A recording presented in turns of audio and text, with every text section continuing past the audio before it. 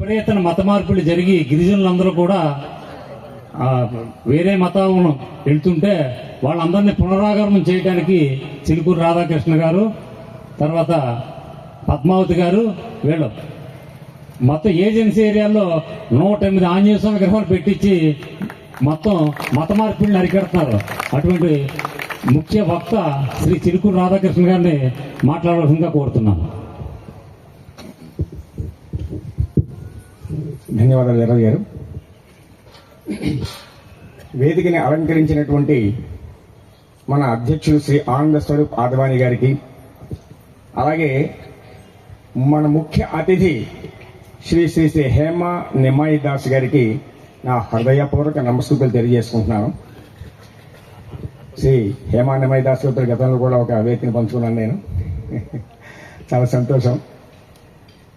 వేదిక ముందున్నటువంటి పెద్దలందరికీ నా నమస్సుమాంజలు.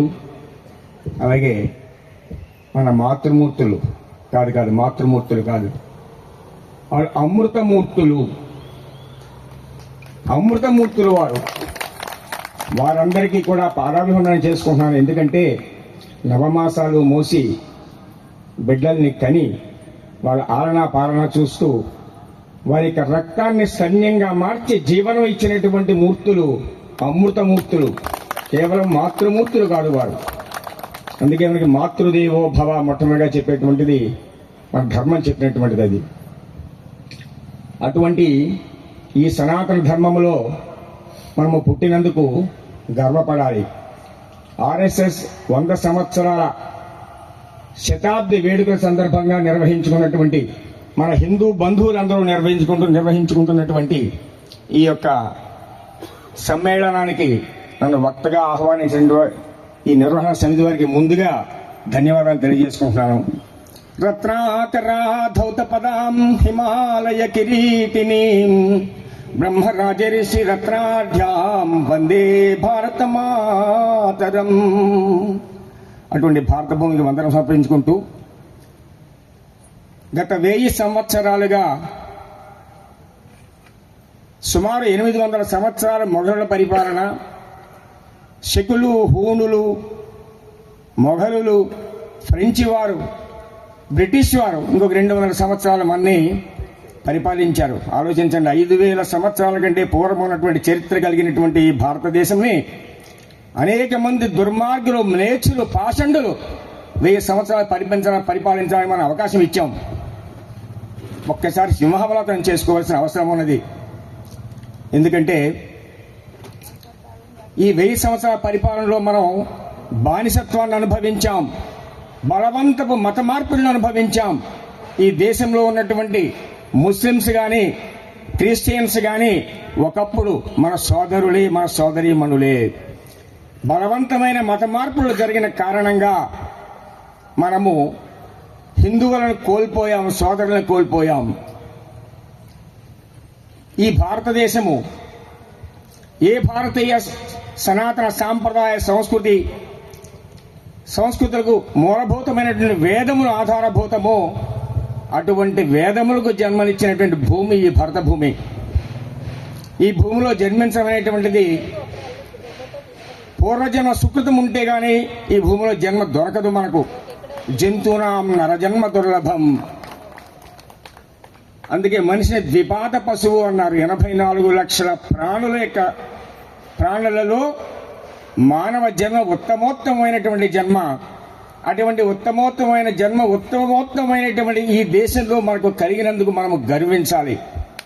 మన పూర్వుల యొక్క, మన ఋషుల యొక్క, మన వాంగ్మయము యొక్క మార్గదర్శకత్వాన్ని మనం మర్చిపోయాం. 1000 ఏళ్ల పరిపాలనలో ఆత్మ విస్మృతికి చెందాం, నిరాశ నిస్పృహలకు లోనయ్యాం. కుటుంబాలను చిన్నాభిన్నం చేశారు, సంస్కృతిని పాడు చేశారు, సాంప్రదాయాన్ని పాడు చేశారు, వ్యక్తుల్ని వధించారు. హిందువుల్ని మతం మారుతావా, చంపేయావా? మనకు తెలుసు జలియన్ వాలాబాగ్ ఉదంతం, అలాగే కర్ణాటకలో టిప్పు సుల్తాన్ చేసిన ఉదంతం. మరి ఎందుకు ఈ భారత భూమిలో పుట్టిన మనం ఈ రకమైనటువంటి నిరాశ నిస్పృహ కోల్పోయాం? ఈ భారత భూమి యొక్క గొప్పతనం తెలియకనా?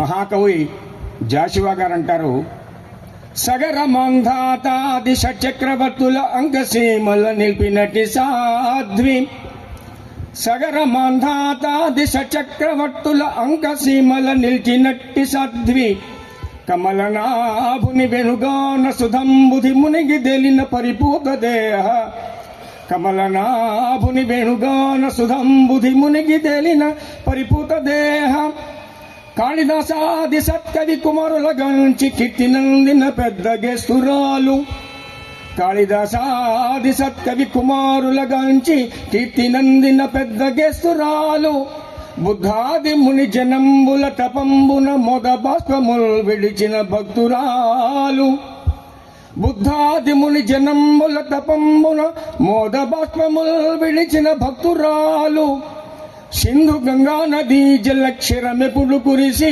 బిడ్డలను పోషించుకొనుచును పచ్చిపాలెంతరాలు మా భరతమాత సింధు గంగా నదీ జలక్షరమెప్పుడు కురిసి బిడ్డలను పోషించుకొనుచునున్న పచ్చిపాలెంతరాలు మా భరతమాత మాతలకు మాత సకల సంపత్ సమేతమా భరతమాత బోలో భారత్ మాతా కీ భారత్ మాతా కీ. ఇటువంటి భరతమాత మనల్ని పెంచి పోషించింది, కానీ మనం విస్మరించాం భరతమాతని. ఐక్యత కోల్పోయాం, వ్యక్తిత్వాన్ని కోల్పోయాం, మన పురాణ ఇతిహాసాలను మర్చిపోయాం, సంస్కృతి మర్చిపోయాం, సాంప్రదాయం వదిలేశాం.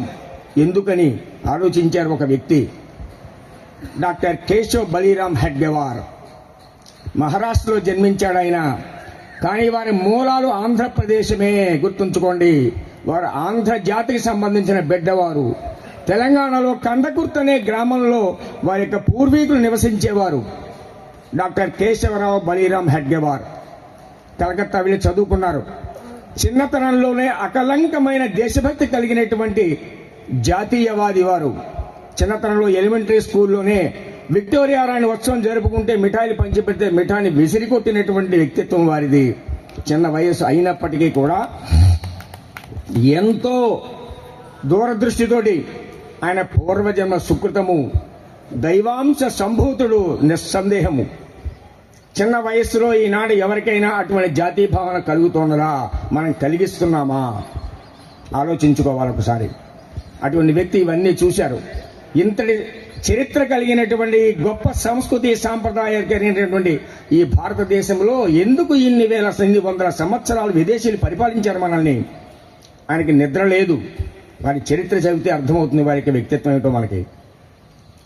అటువంటి సందర్భంగా వారు ఒకటే ఆలోచించారు, ఏదో ఒకటి చేయాలి ఈ దేశానికి. నేను డాక్టర్ చదువుకున్నాను, వైద్యం చేయగలను, కానీ ఈ దేశానికి ఈ నిస్పృహ కలిగినటువంటి వ్యక్తుల్లో నిస్పృహని తొలగించాలి, అదే నేను చేయబోయే వైద్యం అని చెప్పి వారి తల్లిదండ్రులకి చెప్పారు. వివాహం చేసుకోను, ఈ దేశం కోసం నా జీవితాన్ని అంకితం చేస్తానని చెప్పి వారు తల్లిదండ్రులు వివాహం చేసుకోమని ఒత్తిడి చేస్తే చెప్పి వివాహం మానేశారు. విప్లవకారులతో పనిచేశారు, హిందూ మహాసభలో పనిచేశారు, అనేక రకాలైనటువంటి బ్రిటిష్ వారికి వ్యతిరేకంగా పనిచేసిన సంస్థలు కాంగ్రెస్లో పనిచేశారు. కానీ వారి యొక్క భావాలు నచ్చలేదు వారికి. ఏదో ఒకటి చేయాలి, ఏదో చేయాలి, ఏదో చేయాలనే తపన వారిలో పెరుగుతూ వచ్చింది. మొక్కైనటువంటి తపన మానయింది. పెద్ద వయస్సులోనే ఒక 5 బాలలతో సంఘాన్ని స్థాపించారు. సంఘము అని ఆ రోజున పేరు పెట్టలేదు. చిన్నపిల్లల్లో ఏదో ఒక రకంగా ఐక్యత కలిగించాలి, ఒక 4 కలిసి ఆడుకోవాలి, కలిసి మాట్లాడుకోవాలి, కలిసి భోజనం చేయాలి, కలిసి తిరగాలి. ఇది వారి ఆలోచన. ఎందుకంటే ఐకమత్యం లేదు మనకి, ఎవరి దోవ వారిది. అనేక మంది వీరులు పనిచేశారు బ్రిటిష్ వారికి వ్యతిరేకంగా. ఎవరి మార్గంలో వాళ్ళు పనిచేశారు. భగత్ సింగ్, మంగళ్ పాండే, చంద్రశేఖర్ ఆజాద్, సుఖదేవ్ లాంటి మహామహులైనటువంటి వ్యక్తులు తమ జీవితాలని చిన్న ప్రాయంలోనే, చిన్న వయస్సులోనే తృణప్రాయంగా జీవితాన్ని అర్పించారు సమాజం కోసం. ఇంతమంది యొక్క బలిదానాలు వృధా కాకూడదు. వీళ్ళు వెళ్ళిపోయారు, వాళ్ళందరూ తిరిగి తర్వాత జనరేషన్ ఎవరు ఎలాగా ఈ సమాజాన్ని ఐక్యత నిర్మించడం ఆలస్యమైతే అయింది. వారి యొక్క లక్ష్యము మాత్రము పరమ పవిత్రమైనటువంటిది. అందుకే 100 సంవత్సరాలుగా ఈ రాష్ట్రీయ స్వయం సేవక సంఘం ఇవాటికి నిలదొక్కున్నది. అంటే డాక్టర్ కేశవ్ బలీరామ్ హెడ్గే వారు డాక్టర్జీ అంటారు వారిని. వారి యొక్క సంకల్ప బలము, నేను ఒక్కడినే ఏం చేయగలను అని వారు ఆలోచించలేదు. 5 పిల్లల్ని పెట్టి రోజుకి 1 గంట సేపు ఆటలాడుకున్నారు, పాటలు పాడుకున్నారు. 5 ఇంటికి రోజు వెళ్ళేవారు. అలాగ అనేక మంది వారి వెనకాల రావడం జరిగింది. 1925లో స్థాపించినటువంటి సంఘము, దానికి 10 ఏళ్ళు పోతే కానీ పేరు రాలేదు. 10-15 సంవత్సరాల వరకు 10 ఏళ్ళు పేరు పెట్టలే. ఏం పెట్టాలి పేరుని ఆలోచించారు, చర్చించారు, అందరితో మాట్లాడి తనొక్కడు నిర్ణయం తీసుకోలేదు డాక్టర్జీ. ఏం పెట్టాలి పేరు? ఒక జాతీయ భావన కలిగించేటువంటి పేరు పెట్టాలి. స్వయం సేవక్. స్వయం సేవక్ వారు చెప్పారు, అధ్యక్షులు వారు ఇందాక.